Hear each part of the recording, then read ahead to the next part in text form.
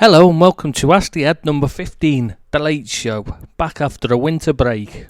Well, it was a break for you lot. For me, it was like being a carer, as my parents are at the age now where you have to say everything 20 times before it sinks in. You can't leave them alone in the kitchen to make themselves a cuppa safely, or they manage to blow all the electrics, or set off the fire alarms. They go to the corner shop and you have to send out search parties to find them, even though the shop is literally just across the road. That's not to even mention the time they got mixed up with a tourist party and ended up touring a gold jewellery manufacturers with a bunch of Russian tourists. Thankfully, the mistake was realised by the guide when someone at the manufacturers tried to sell some of the jewellery to them, and my dad had a panic attack at the thought of spending money. They should have known better than to try getting money from me dad. He is so tight he took a screwdriver back to the pound shop because he had only had it for 6 months before it broke. God, I think I need a holiday to recover from this holidays. Anyway, let's start with a Liverpool question from King Carlos, who asks, have you read the book The Damn United? If so, what do you think of it? If not, please read it and let me know what you think of it. Thanks, KC. Well, I haven't really got time to read it during the podcast recording, but I'll look into it because I haven't read it yet. I did see the film, but I wasn't that impressed. Why is it you asked about it? Is there like a particular reason for reading the book? It's not something I can see the relevance in. It's just fantasy. It's not even true, really. Another question from the Liverpool site, this time from Lamborghini I9i. After being a member of the site for a while and a big fan of the podcast, I have to say your insight for the game and tactics are remarkable. Have you ever been involved with coaching at any teams? I feel you could certainly make something of it. No, I've never got involved in coaching. The badges are so expensive to take in England and I never did it. However, it is one thing being able to analyse things and see the tactics, movements and the like, and a complete other to be able to coach players. Just like being able to play well doesn't necessarily make someone able to offer insight into the game or coach themselves. I would have loved to have gone into coaching though, but wouldn't we all? Next is a question from Tiny Tim off the Celtic site, who asks, why is there 3 or 4 rows of empty seats behind goals at Europa League games now? I have to admit I had to look into this as I hadn't noticed it because it's only at some games that it happens, and it is apparently because UEFA advertising hoardings are bigger than the standard ones and the front few rows would not be able to see over them, so those seats are unable to be sold. Madness, but it is for UEFA. Now to an Everton question from Jack Carter, and he asks, where do you think Everton FC will finish in the Premier League and will we win a cup? Mid-table finish and no to a cup. The fact that Brands is still there is a negative, but replaces Silva with Ancelotti is a positive in the short term. Might not be so positive long term when Carlos' son is doing the fitness work and reduce them. Well, let's put it this way. Previous players have said things along the lines of, my kid gets better training in his school PE lessons, and other equally derogatory remarks about his fitness work. The Bayern squad used to go to a local public park to do a training session of their own after they left training under Ancelotti because they felt the training wasn't pushing them hard enough. So Everton players might well be overawed by Carlo enough not to not notice initially, but over time, unless the son has woken up to the fact his methods are the problem, there will be issues. True Red Devil from the Manchester United site asks, what has happened to Dele Alli? Well, it was simple really, it was badly managed. Pochettino is too weak and Ali needed stronger management at the time.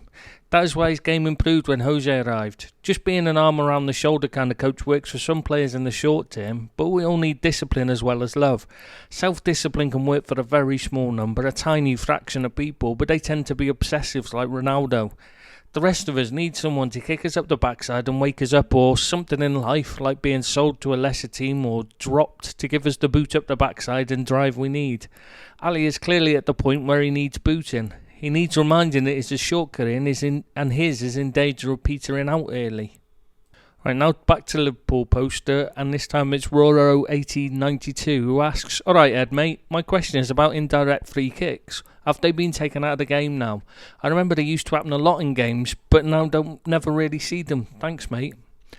They are still there in the laws of the game and they are still given. You probably just haven't noticed them. For starters, offside is an indirect free kick, and there are usually a fair few of those given in each match. Now on to Kings from the Liverpool site, who asks, not Liverpool related I know, but what do you make of Brendan Rodgers and how he's doing at Leicester? Do you see his improved, or will his ego come out of hiding anytime soon? Well, he is doing well, but it is early, and he has had no challenges to overcome yet. though right now he's in the middle of a sticky patch.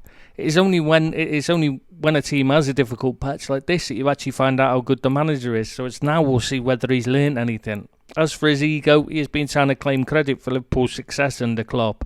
So no, his ego has never been hidden. It's a wonder he can get his head through a doorway. Another Liverpool poster, Silverhead, asks, "What a time to be a footy fan. I'm loving the ride and enjoying the moment. But a question for the future, and some of it tongue-in-cheek.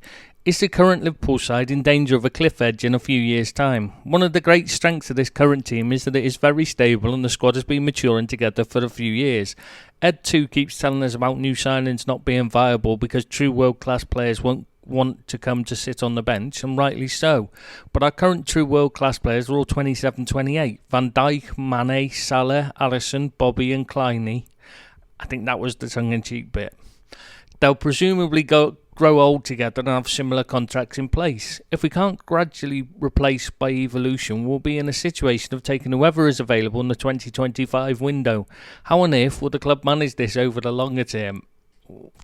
well, players age at different rates, and so that shouldn't be a problem. Certainly keepers usually only peak in their 30s, so Alisson should have plenty of time left.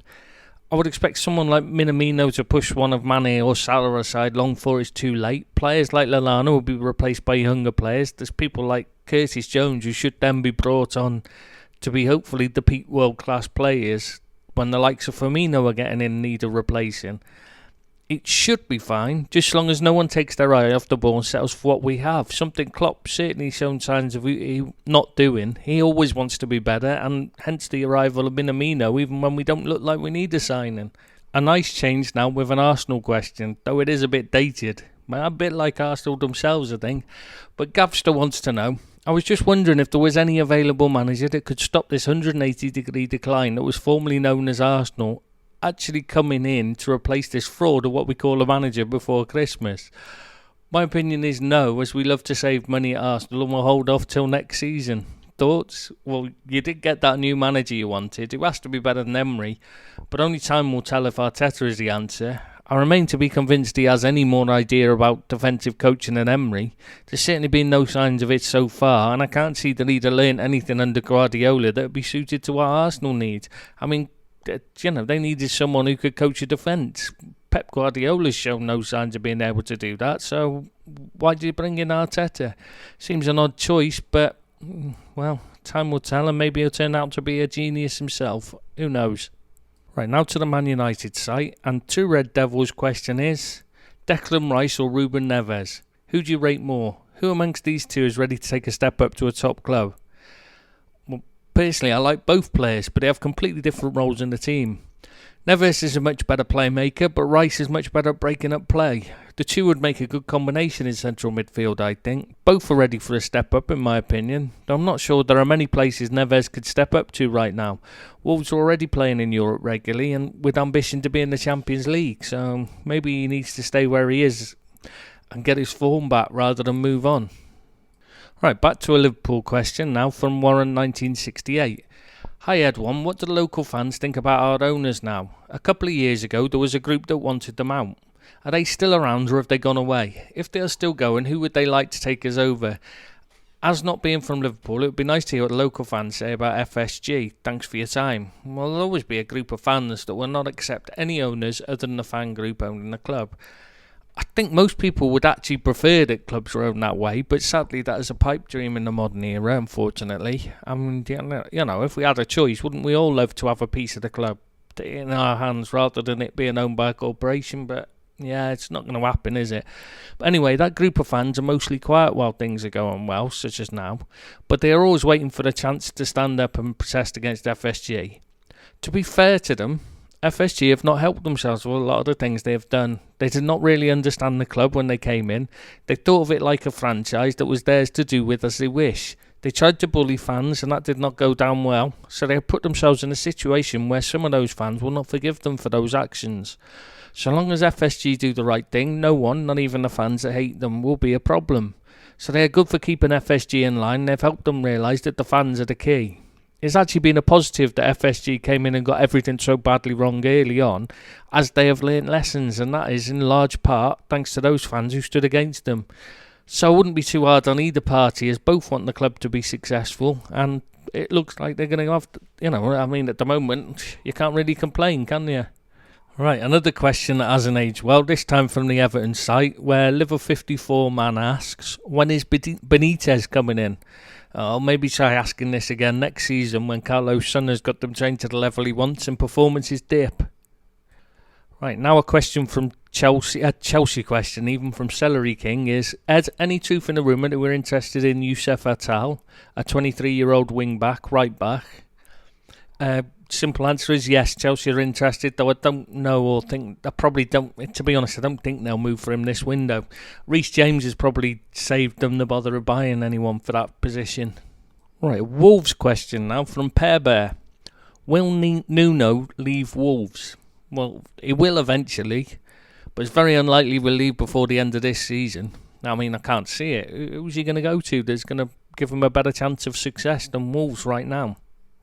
It's a special one from the Liverpool site. That's a difficult question. So who do you think was the better player, Del Piero or Totti? Well, that is a tough question. I have to admit, I've never really given it any thought before. They did fulfil similar roles, but Del Piero had most of his career anyway. A much better team around him, making him look better. Would Juve have had as much success with Totti in the team? In my opinion, I think they would. However, I'm not sure they would have had any more success, which would put them on a par, except that if you reverse it, I'm sure Roma would not have had the success they did have with Del Piero rather than Totti in the team. Totti just seemed to want it more than Del Piero.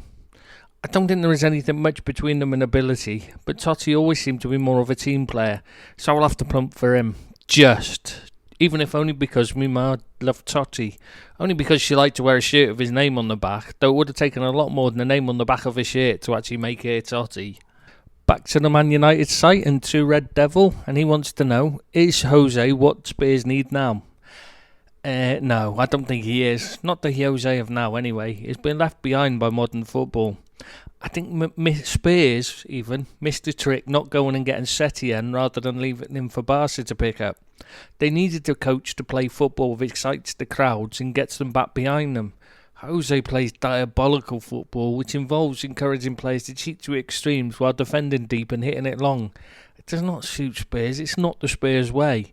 Managers should suit the club they are with, like Klopp in Liverpool, or Wilder in Sheffield United, or Burnley and Dice, I suppose, is another one. That's the key to the success, not just them being good coaches. Now another Everton site question, and this time it's from BR 2019-20. Right, with all the managerial upheaval in the Premiership and the likelihood of more managers going this season, who do you think are the up-and-coming managers in the Championship who could cut it in the Premiership? Well, I'm not sure there are any ready yet in the Championship. Brentford's manager, Thomas Franks, looks about the closest.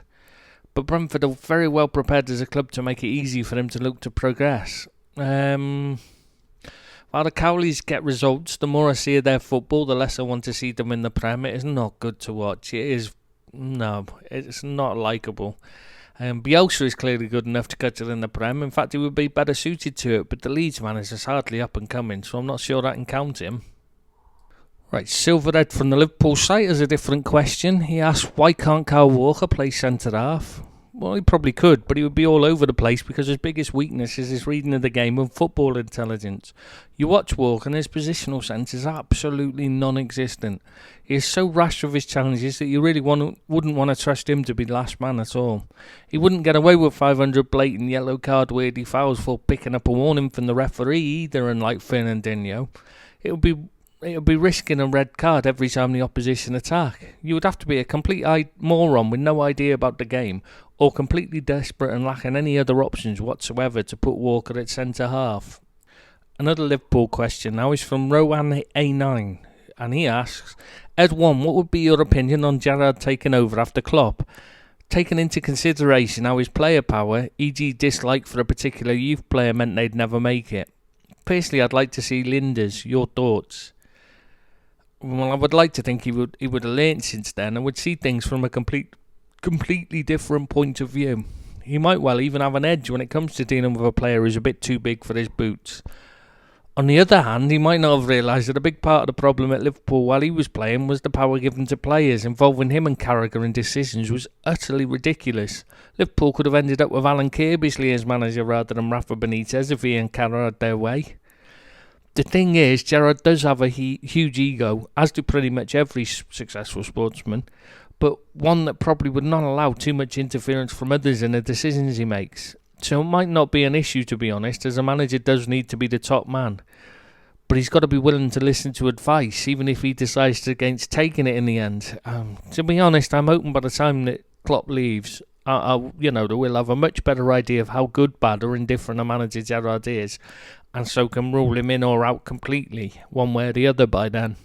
The last question is from King Carlos of the Liverpool site, and he says, Ed 1, King Carlos has made some blunders in life, but none as bad as Napoli replacing Ancelotti with Gattuso as the club's new head coach. What's your take on this decision? I've got to say, I'm not sure why you think it's such a big blunder. Seems much of a muchness to me. Ancelotti has done as a coach. His insistence on his inept son working with him is ruining any chance of a team progressing under him.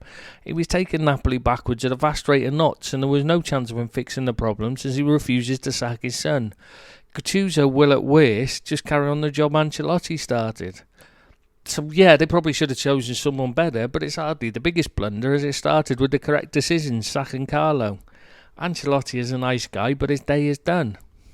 Right, so there we have it. Ask the Ed back with more of a quiet whimper in the corner than a bang, but it is back. So keep your questions coming in, please. Hope you all had a very Merry Christmas and a Happy New Year. I know it's very belated, but anyway, best of luck to you all, and bye bye.